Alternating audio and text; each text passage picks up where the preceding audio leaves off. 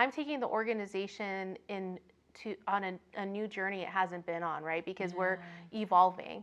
So we're modernizing the organization, and I'm really aspiring for excellence in everything that we do. Yes. Not perfection, but right? Excellence. We always say excellent is the standard, not the goal. Yes. It is the standard. Yes. Yeah.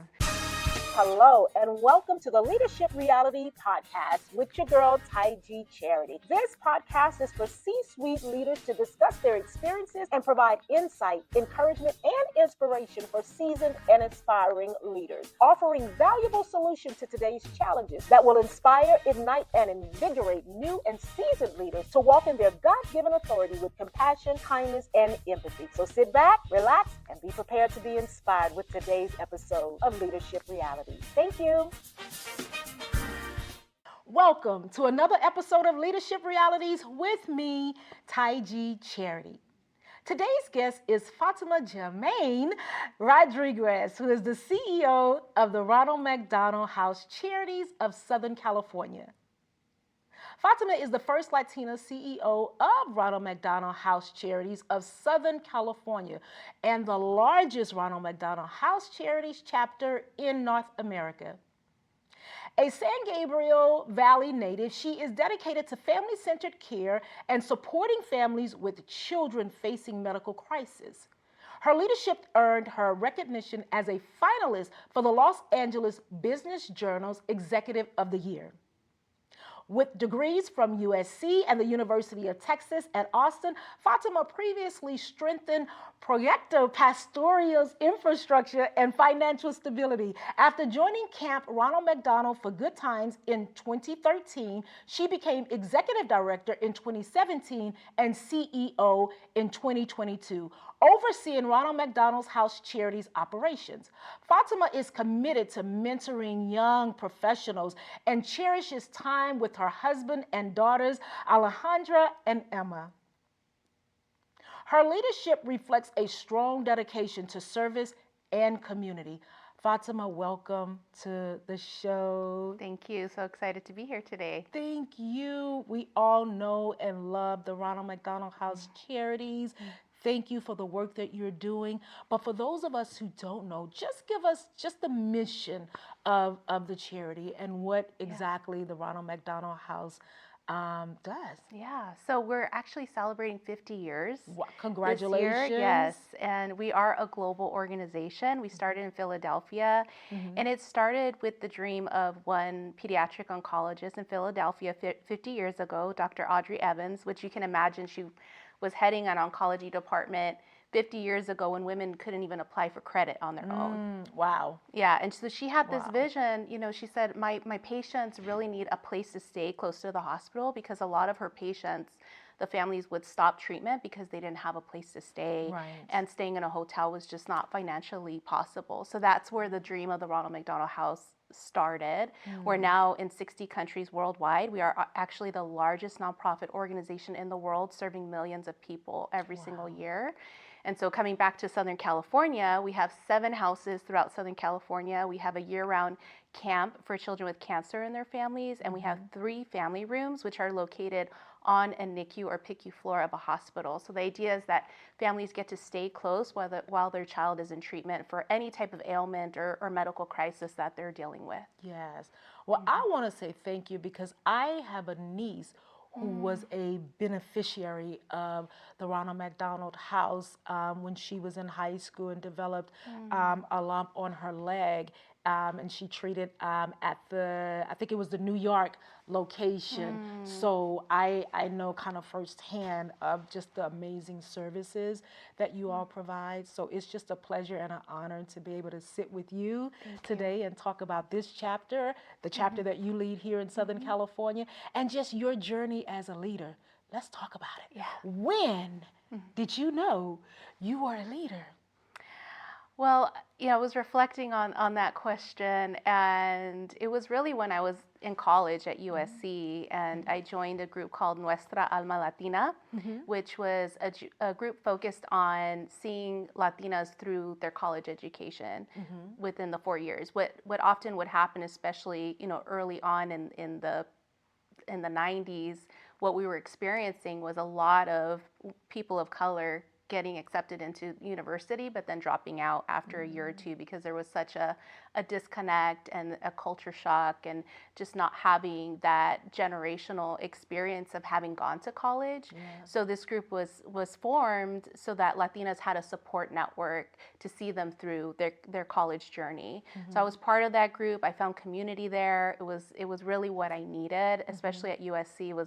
I did experience that culture shock, even though my mother went to USC, but I still experienced that. So I remember there was an opening for the president of the club, and there was nobody who was willing to step forward because we were all overwhelmed with school. Just being in college. Yeah, and work. And so that's where I have often found myself with leadership positions. It's not something that I'm striving for, that, you know, this is the next step for me in terms of the title or that leadership position. It's more that there's a need, and sometimes there isn't a willingness in the room to step into that position. And so that was the first time that I acknowledged myself as a leader was in college. That's great, because oftentimes we step into spaces where we see a need, and we're often afraid, or we don't feel qualified, or we don't. And sometimes you don't know that you are until you take that step and say, I'll do it. Yes. If no one else will step in, I'll take that leap of faith. I'll do what I can. And here we are today. Yes. Right? Exactly. Yeah. So what has the journey been like for you, though? Just leading from growing within the Ronald McDonald Charity, different positions. You've evolved now to the CEO. What has that journey been like for you? Yeah, it's been a very exciting journey, very challenging, but also really fulfilling. I've loved my leadership journey. I started really when I was at Proyecto Pastoral. That was my first job out of grad school, and I started as the development associate, so really frontline fundraiser, doing gift acknowledgements and things like that. And within 6 months, I was promoted to the development director position. So I was 26 years old as a development director, and as a woman of color, there was not a lot of women of color in the fundraising space. So I didn't have a lot of mentors, and I really had to seek them out. And that was another example of a leadership opportunity that became available, was not expected, and I said, you know what, let me give it a try without really having development experience because I was a young professional. So I learned a lot in my experience at Proyecto. I was there 7.5 years. I served as interim executive director twice when our ED was on maternity leave. So I gained a lot of experience just through my time at Proyecto, especially because it was such a grassroots organization, and we really had to build infrastructure there. And so I decided to transition to Ronald McDonald House because I had my first child, Ale, and you know, because Proyecto was a very grassroots organization, I was wearing very many hats and working long hours, and realized I needed to have more balance. So I transitioned to Camp Ronald McDonald for Good Times as the development director, working 4 days a week. So I had my Fridays off, and I was able to spend time with my daughter and, you know, work at her preschool, and so I needed that balance at that time. And I consider those 2 years that I was working those 4 days a week just that time for me to, like, almost hibernation. I obviously was doing my job really well, and it was second nature to me since I had been doing development at that point for 7.5 years, but gave me that time with my family that I needed. And then here comes my second daughter, and was on maternity leave, came back and decided to go back full time, transitioned to the ED job for camp. Again, our ED had an opportunity and went to another organization and applied for the position. Was in that role for 4.5 years. Our CEO at the time then announced his retirement. I put my hat in the ring for the position, really feeling like I had a vision of where we should head as an organization. Having been with the organization at that point for 9 years, I saw where there were opportunities for modernization and improvement and ways we could really strengthen our brand. And so again, I didn't foresee myself applying for a CEO position. There were many times in my career where I said, I do not want to be at the helm of an organization, because I saw the pressures and how much responsibility was on the shoulders of the leader. And didn't think I could handle that, right? So I never saw myself at the helm of any organization. And here we are. And here we are. Yeah. That's an amazing story. And the reality of being a fund developer or in development says, one, you have tough skin. Says, two, you're good in building relationships, because those are two very, vital things in order to be effective as a development person, right? So to be able to take those skills and transition those skills into the CEO role makes it probably a little bit easier for you. Not that it's easy, because I understand it's not easy at all, but makes it just a little bit easier because you understand, first, the financial piece of what it's going to take, and also the opportunities to continue to scale up and to continue to grow the organization. So, so how many team members do you have? It's about 180 people that work for Ronald McDonald House of SoCal. And just this chapter, this chapter, yes. How do you manage 100+ employees? Yeah. Well, we have our leadership team, and so we have executive directors responsible of each house and our camp. So they're really managing their teams. And then on the chapter level, that's providing support for all of the programs. I have a chief operating officer. We just hired this year. She's only been in the role for 6 months. Okay. So she's been an incredible lifesaver. And then we have a chief development officer. So there is a structure to have that support. But I think for me, as the primary leader of the organization, being connected to the staff is really important to me. Having opportunities to hear from them, and because I worked my way up through the organization, we have a certain camaraderie, especially for those that have been around as long as I have or longer. I've been there 12 years now. So we have a really nice rapport, and I'm a very personable, easy to talk to person. So we're able to connect whenever I go visit the houses, but I've established coffee with the CEO. So once a quarter, I have a Zoom or Teams conversation with the staff, and I report out on here are the things that are happening. I also have office hours, so the staff can have some one-on-one time with me. I also send out bi-monthly communications about what's going on in the organization. So with my background in communications, that's, I think, one of my strengths is I really think about how can I touch base with the staff and connect with them so that they know what's going on, but also give them an opportunity to provide feedback to me directly. That's really good. That's really, really good. So who was your mentor in leadership? Are you just kind of on the job training for you when you stepped into the CEO role? Was it sort of like, let's figure this out, or let me connect with another CEO to kind of help guide me along the way? Or was it just your self-learned, self-studied? How did you develop to this point in your leadership style? I think it's been a combination of mentors over my whole career. I think that's one of the things I've really sought after. When I see someone in a position doing the job the way I would like to do it, or a future role that I'm aspiring to, then I will seek them out and ask for time to connect with them. My mother is a working professional, so she was my first mentor. I learned a lot from her about networking and how to really leverage your resources and not be afraid to ask for help and ask questions. I'm really curious and inquisitive, so I have a lot of mentors. I also have the previous CEO. He and I have a very good relationship. I meet with him once a quarter. He's retired now, so he's just so happy. So beautiful. Yeah, he's. I'm sure he's very and I'll happy. run into him at Dodger games, and Vince living his best life. Yeah, I adore him. So I'm able to connect with him at least once a quarter. Good. And then I have a professional coach as well. I've had a coach several times throughout my career. Okay. The coach I have right now, Justin Hill, who, I want to promote him because he's amazing, and he specifically works with C-level folks and does coaching. Yeah.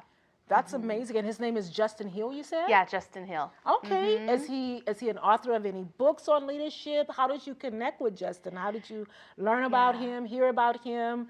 How did you get connected with him? Yeah, he hasn't authored any books, but he should. She's like, now that I'm thinking Yeah, about I'm like, let's talk about that. No, so he's a friend of a friend. Okay. And so one of my good friends from high school, she was like, my friend Justin, he's a coach. I think you would really like him. And so I took the time to have a 30-minute kind of exploratory conversation to see if it would be a good match. Mm-hmm. I had worked with a female coach before, and I thought, okay, that's probably better suited for me. I really connect very well with women. Mm-hmm. But I was just amazed in that 30 minutes. He was able to ask me questions to understand where it was at, where I needed support. The way he was able to like really bring clarity to my thoughts was just amazing. So he's very skilled as a coach. Okay. So before you leave, you're going to leave Justin's phone number so that I can give Justin a call. Yes. I love him. I've been working with him for a year now, and Really? it's been transformative for me as a leader. I love that. I love that you've invested in your leadership style, because it's sometimes we don't think, we just sort of in work mode and in production mode and in impact mode. For me, I'll speak for myself, that you forget to invest in you. And I had a good friend ask me one time, I was doing an interview, and she said, Taiji, I watch you pour into so many people. She said, but who's pouring into you? And I literally had to maintain my composure, because I was like, well, they are. Like, I have really great friends that we get to talk to, but talking about or talking with people that are experiencing or have experienced sort of what you're going through is a different conversation, right? Like, because I have amazing friends who give the best advice, but just talking again to that coach or someone to help you really navigate these very specific things that you're going through. Right? Yeah. And that understands those specific things that you're going.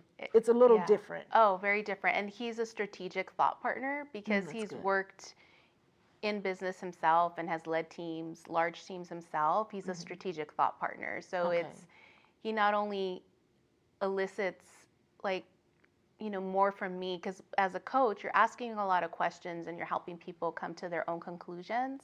So he does that really well. But then there's moments where he'll strategize with me. So it's pretty awesome. That's good. I look sold. Okay. Justin, your phone is going to be ringing off the hook after this interview. That's amazing. So in terms of investing in your team and being very approachable as a leader, what are some of the challenges you find with having a team of 100 employees? Like, have you experienced any personnel challenges? And if so, how did you navigate those challenges? Yeah, I feel like that's a big question, because there's always personnel. There's always personnel issues, because humans are complex, right? Yes, we are. Yeah, we have a lot that we bring to work. Whether it's our own trauma we've experienced and are either working through or haven't worked through, or just life challenges. I mean, we're all juggling a lot. Children, elder care, that's a huge issue right now. And then also just personality clashes or having a hard time with communication in the workplace. So it's something that we're addressing as an organization right now, and we've committed to doing a culture pulse survey. So we did one last year, and then we did it again this year. And so we're tracking, like, how are staff feeling? How are they feeling in their role? Do they have clarity in their role? Are they being supported by their managers? Is communication trickling down? And so we want to continuously monitor that, and then respond to the staff and provide them with regular updates.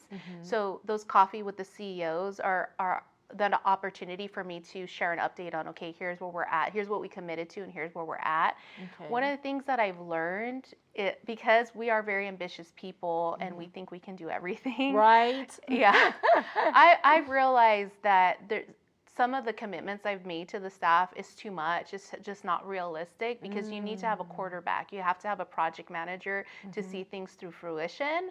And that's been the challenge without having a COO, especially on the HR side, in the things we want to focus on to support staff. If you don't have a quarterback, you don't have a project manager, it's not going to happen. So, in looking at our most recent Culture Pulse survey, we've come up with some areas that we want to focus on, but now we're going to go back to staff and we're going to say, of all of these things that were identified, what's the priority? So we can tell you that we're going to focus on these 2 things this year, because then we're not setting ourselves up for success if we have 6, things that we say we're going to focus on. So that's one of the things I've learned is really scaling back what we're committing to.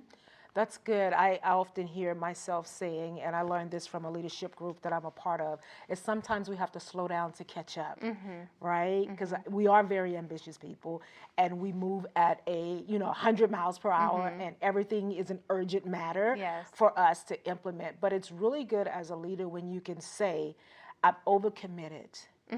Right? Yeah. I've overcommitted beyond our capacity. So we need to scale back a little bit and put in a strategic plan or have that quarterback in place to help us fulfill that role. And that's thinking strategically, but also being able to admit, sorry, got a little ahead of myself because I'm ambitious, but I'm going to have to pause and then reassess, right? I find that there's a lot of reassessing. And as for me, much, much smaller nonprofit organization with a team of about, I think, 10, but a ton of volunteers, really trying to figure out what that culture looks like, Yeah. So establishing culture for you is getting the feedback from your employees. Is that what I understand you to say? And then trying to navigate from there. How do we give them what they want while we still move towards, of course, completing and fulfilling the mission of the organization? Yeah, absolutely. I think the other piece of culture is emphasizing the values.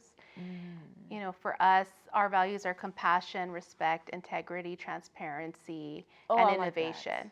Those are our values. Oh, I love and that. So really exemplifying that and reiterating over and over what the values are. And one of the things I tell staff, that it's in the way that we talk, in the way that we compose an email, the way that we decide to respond, right? So I think in order to really focus on the values and how you're behaving, you need to, rather than react, respond. And in order to respond, there needs to be a pause, right? Yes. And that takes a lot of self-discipline to take a moment, especially when we're frustrated or we're upset, but to really take a moment and pause and think to yourself, is the way I'm about to respond or in line with the values? Right. That's good. It's really good. Because oftentimes emails can come across as, especially when they're very direct, people often sometimes inflect whatever they see you as presenting.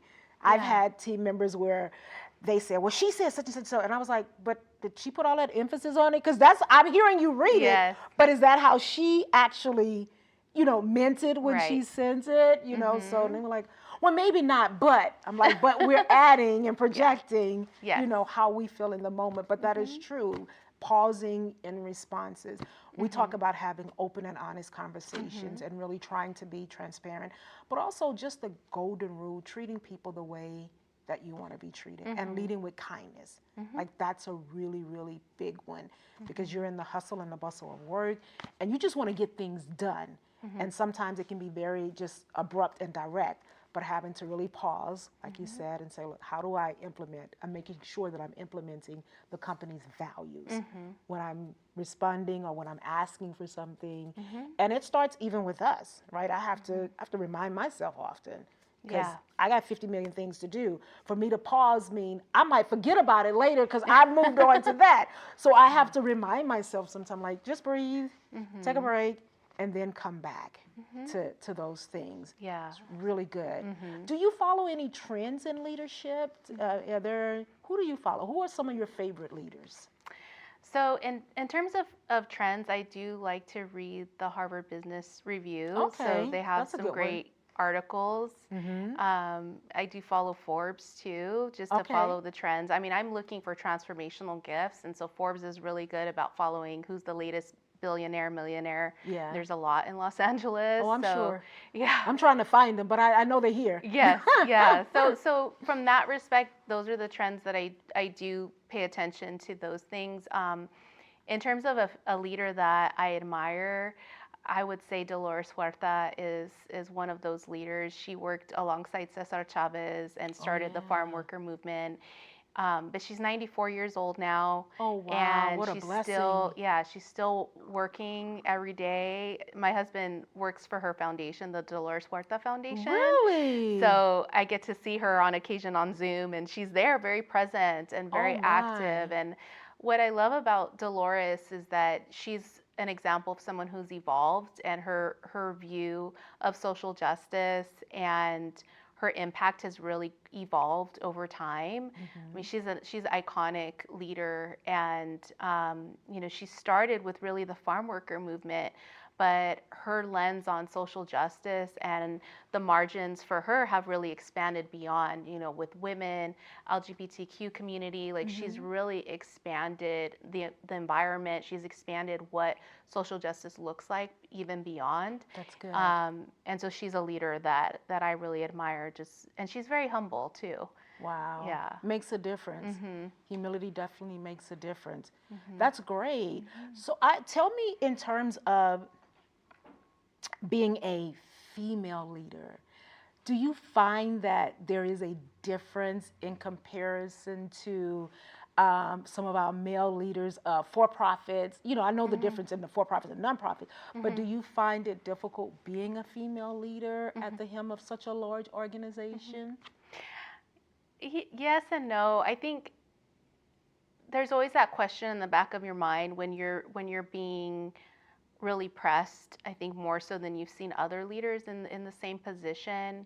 You're being challenged a lot more. And so in the back of your mind, you're thinking, if I was a man, would I be challenged just as much, right?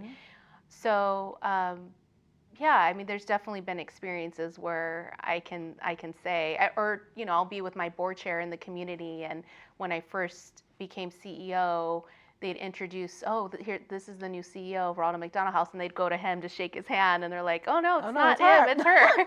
Yeah, and they'd be like, oh wow, like so surprised, So I've definitely have had those moments. I think with the support of my coach, I've really tried to focus on what is the outcome that I'm looking to achieve. That's good. And really just stay steadfastly focused on that. And it's not personal. Try not to take it personally. Right, exactly, and not give life to those narratives because then it can kind of consume you, right? So true.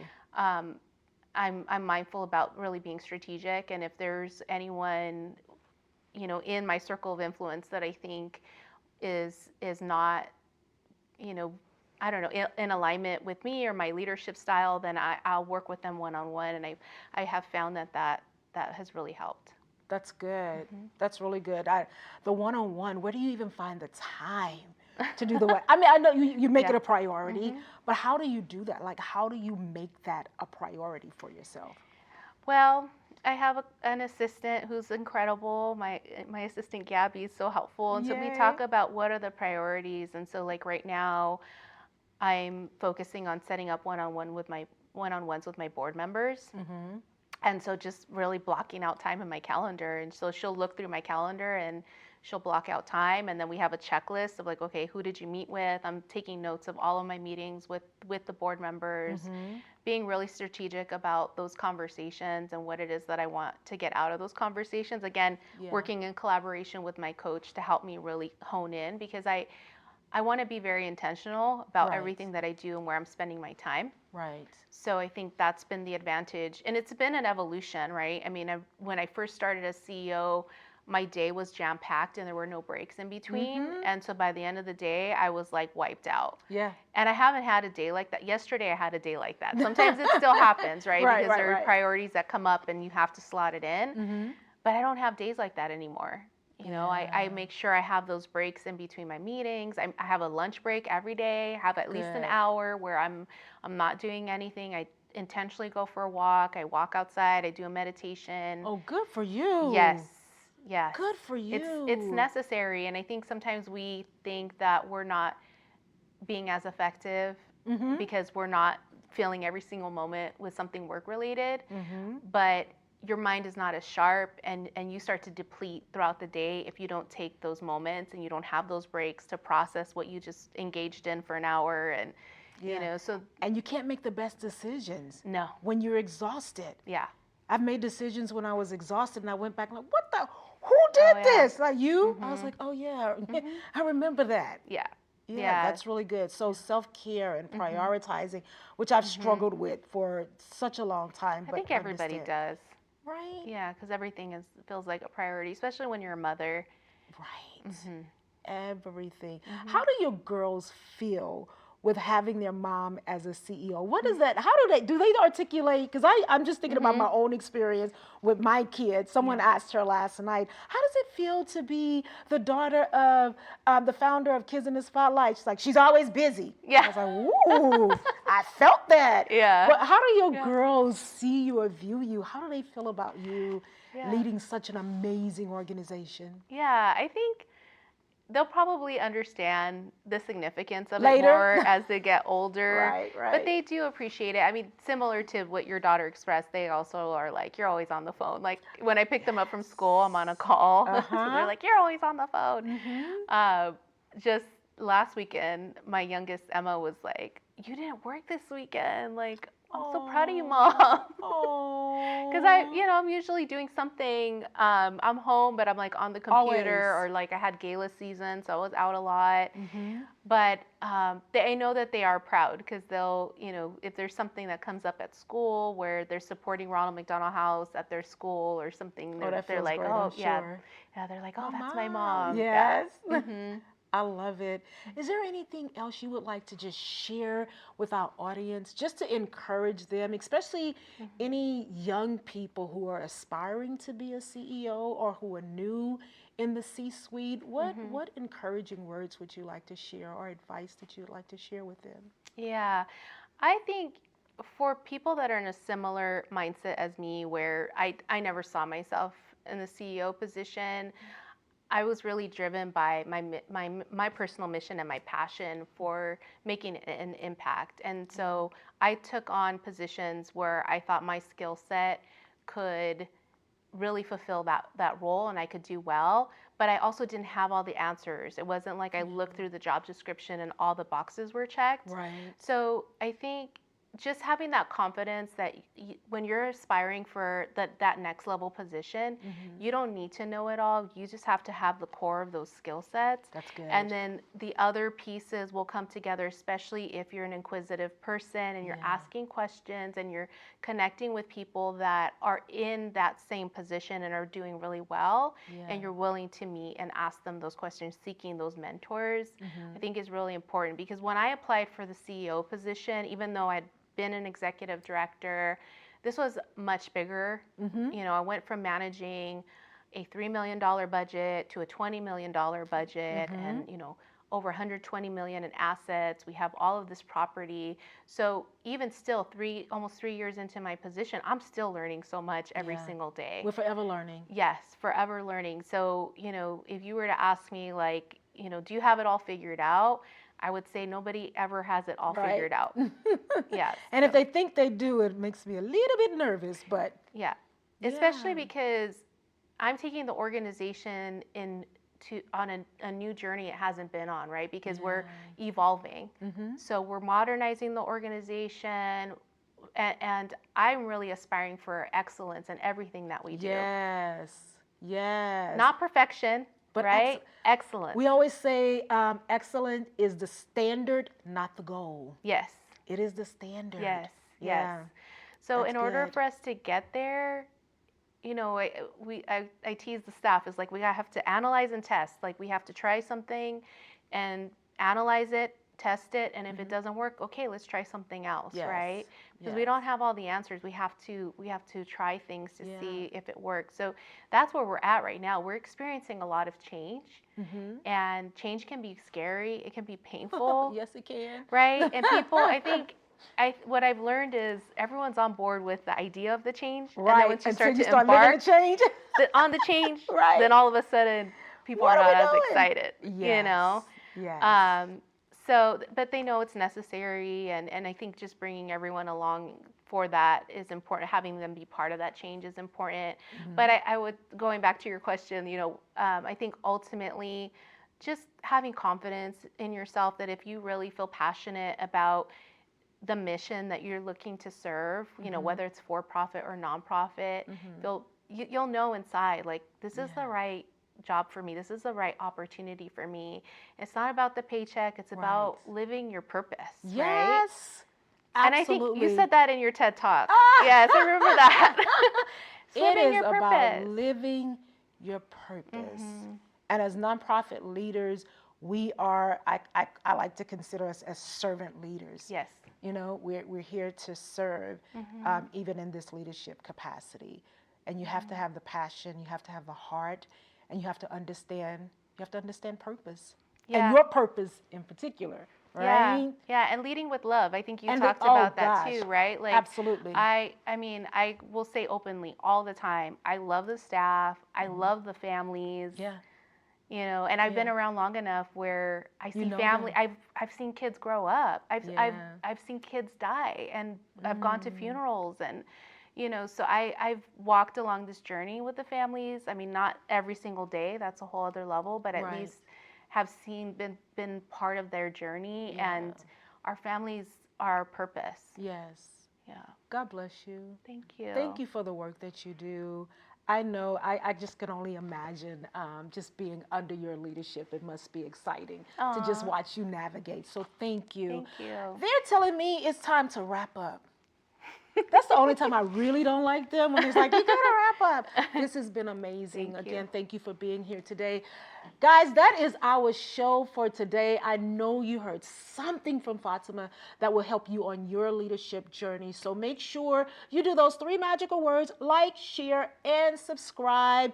And remember to stay focused and be intentional on your leadership journey. And also, you heard today, walk in purpose. Never, ever eliminate the reality and the power of walking in purpose. Until next time, have a great day. Bye now. All right, ladies and gentlemen, that is our show for today. I hope you were inspired and you gained some valuable nuggets that will help you to become a better leader and to walk in your God-given authority. Bye, until next time.